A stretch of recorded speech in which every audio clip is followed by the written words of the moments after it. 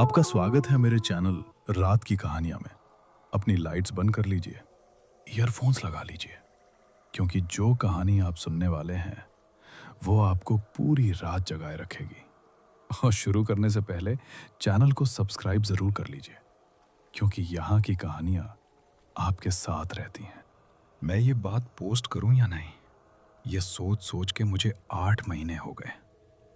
अभी भी जब लिख रहा हूं मेरे हाथ कांप रहे हैं। मैं खुद को समझाता हूं कि शेयर करने से शायद हल्का महसूस करूंगा, शायद शब्दों में डाल देने से ये सब कम असली लगेगा। लेकिन सच्ची बात यह है, मुझे लगता है तुम भी वही महसूस करोगे जो मैं हर रात महसूस करता हूं जब लाइट्स बंद होती हैं। मेरा नाम अभिषेक है। मैं 26 साल का हूं।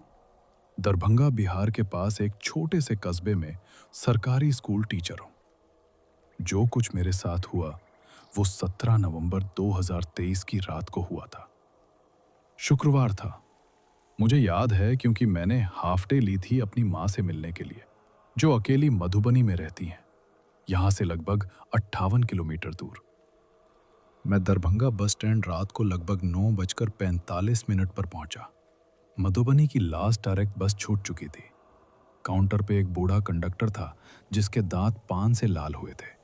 उसने बताया कि एक और बस है, एक प्राइवेट स्लीपर, जो सीतामढ़ी जाते हुए मधुबनी से गुजरेगी। उसका टाइम था 10:30। लेकिन भैया, वो बस कभी टाइम पे नहीं आती, उसने कहा। कभी 11, कभी 11:30। आपको वेट करना पड़ेगा। मैंने वेट करने का फैसला किया। धीरे धीरे बस स्टैंड खाली होने लगा। 11:15 तक सिर्फ मैं था, एक चाय की स्टॉल जिसका ट्यूबलाइट फ्लिकर कर रहा था, और एक औरत जो दूर वाली बेंच पे बैठी थी। उम्र होगी लगभग 50 साल। सफेद कॉटन की साड़ी पहनी हुई थी और वो बिल्कुल स्टिल बैठी थी। ना फोन देख रही थी, ना कुछ पढ़ रही थी, बस बैठी थी, सीधा सामने घूर रही थी, कुछ भी नहीं। मैंने ज्यादा ध्यान नहीं दिया, तब नहीं दिया। बस 11:40 PM पे आई। वो एक पुरानी प्राइवेट स्लीपर थी। फेडेड लाल और नीला पेंट, क्रैक्ड विंडशील्ड, पर्दे जो डीजल और पसीने की बदबू से भरे थे। अंदर शायद 6 या 7 पैसेंजर्स पहले से थे। सब सो रहे थे या सोने का नाटक कर रहे थे। मैं चढ़ा। ड्राइवर ने मेरी तरफ देखा भी नहीं। कंडक्टर, एक दुबला आदमी जिसके गाल धंसे हुए थे, उसने मेरे पैसे लिए, 180 रुपए, और पीछे की तरफ पॉइंट किया। पीछे सो जाओ, मधुबनी में उठा दूंगा। मैं लास्ट रो तक गया। सीट्स फटी हुई थी। मेरे बर्थ के ऊपर की लाइट काम नहीं कर रही थी। मैं लेट गया, ईयरफोन्स लगाए और आंखें बंद कर ली। लगभग 40 मिनट बाद मेरी आंख खुली। किसी आवाज की वजह से नहीं, साइलेंस की वजह से। पूरी अजीब सी खामोशी। इंजन बंद था, बस चल नहीं रही थी। मैंने विंडो का पर्दा हटाया। बाहर कुछ भी नहीं था, ना स्ट्रीट लाइट्स, ना गांव, ना माइलस्टोन, बस फ्लैट खुले खेत जो कोहरे में गुम रहे थे। वो कोहरा जो हिलती नहीं, बस वहां लटकी रहती है, जैसे देख रही हो। मैं उठा और बस में चारों तरफ देखा। बाकी पैसेंजर्स अपने बर्थ्स में थे। कोई नहीं हिल रहा था, लेकिन कुछ गलत था, कुछ जो मैं तुरंत समझ नहीं पाया। फिर रियलाइज हुआ, बस स्टैंड वाली औरत जो सफेद साड़ी में थी, मेरे बिल्कुल सामने वाली सीट पे बैठी थी। मैंने उसे बस में चढ़ते नहीं देखा था। मुझे पूरा यकीन है, मैंने अपनी सीट से देखा था जब कंडक्टर ने दरवाजा बंद किया। वो इस बस पे नहीं थी जब मैं चढ़ा, लेकिन वो वहां थी। वही पोस्चर, वही खाली सी नजर। बस अब बस के अंधेरों में वो सीधा मुझे देख रही थी। मैंने खुद को समझाया कि मैं बेवकूफ बन रहा हूं। वो जरूर तब चढ़ी होगी जब मैं सो रहा था। लोग बीच के स्टॉप्स पे चढ़ते हैं, नॉर्मल है। मैंने धीरे से कहा, आंटी, बस क्यों रुकी है, कुछ पता है? उसने जवाब नहीं दिया। उसने पलक भी नहीं झपकाई। उसके होंठ नहीं हिले। मुझे अपनी रीढ़ में कुछ ठंडा छू गया। डर नहीं एग्जैक्टली, कुछ डर से भी पुराना, कुछ जो तेरा बदन याद रखता है, भाषा से भी पहले के वक्त से। मैं उठा और आगे की तरफ चला। ड्राइवर की सीट खाली थी, दरवाज़ा खुला था, चाबी अभी भी इग्निशन में लगी थी, एक्सेसरी पोजीशन में। डैशबोर्ड की घड़ी में 1:07 AM था। कंडक्टर भी गायब था। मैं मुड़ा और पैसेंजर्स को देखा। 6 बर्थ्स में लोग थे। मैं हर एक के पास गया, धीरे से पर्दे हटाए। पहला बर्थ, एक आदमी सो रहा था, हाथ मुंह पे रखा हुआ, नॉर्मल। दूसरा बर्थ, एक नौजवान कपल, लड़की का सिर लड़के के कंधे पे, नॉर्मल। तीसरा बर्थ, खाली, लेकिन कंबल ऐसे बंधी थी जैसे कोई बॉडी हो।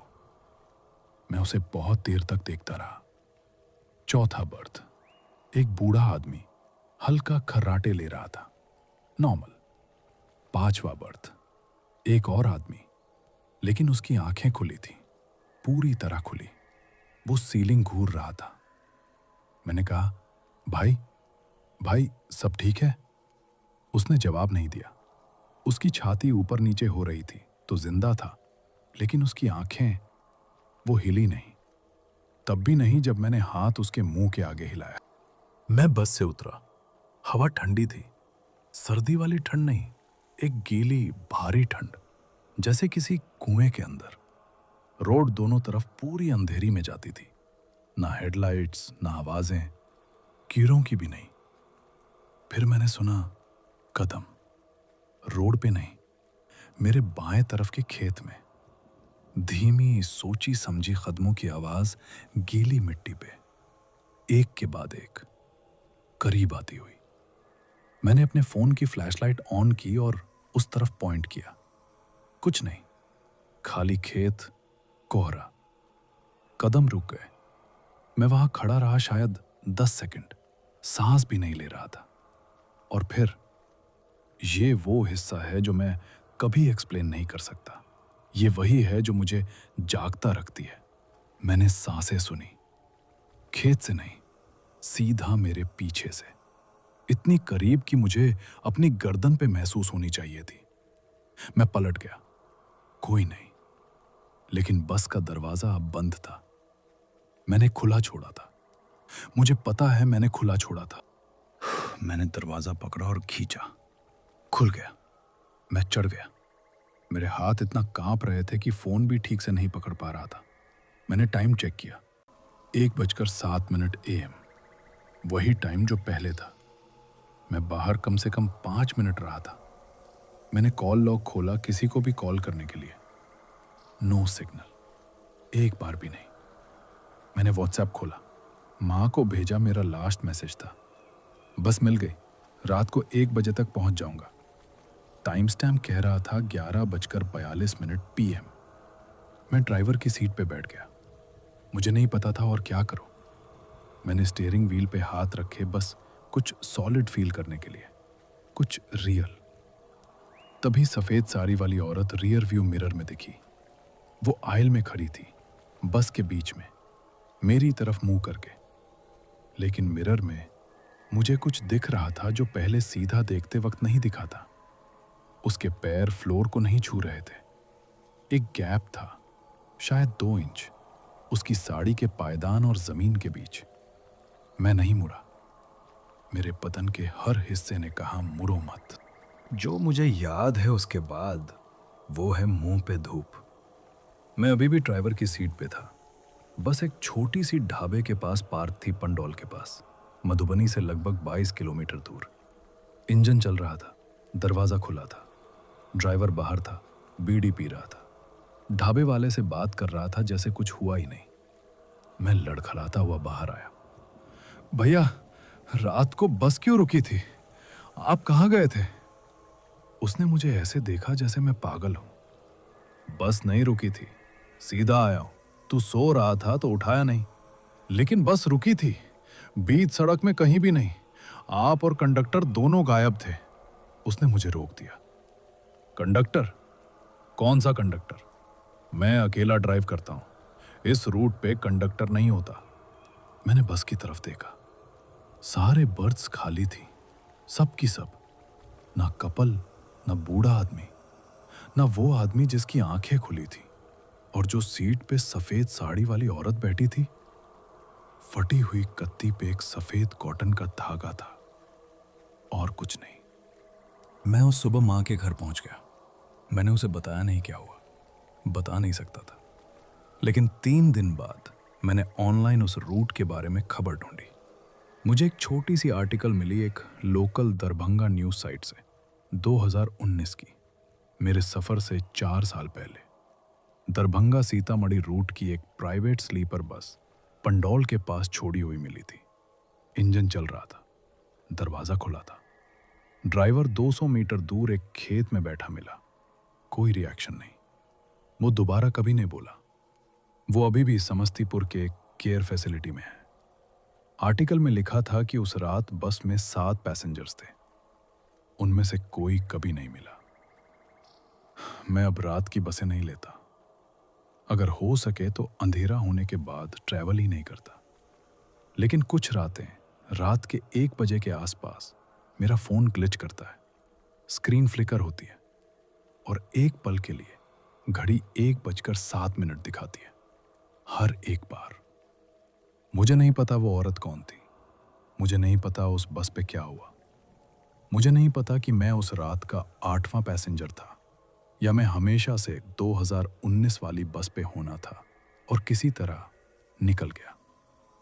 बस इतना पता है, वो अभी भी उस बस में है और वो बस अभी भी चल रही है। कहीं उस सड़क पे कोहरे में हमेशा 1:07 AM है। अगर इस कहानी ने आपको जगाए रखा तो अच्छा है। मतलब आप ध्यान दे रहे हो, क्योंकि सबसे बुरी हॉरर वो नहीं जो तुझे भगाए, वो है जो इंतजार करती है।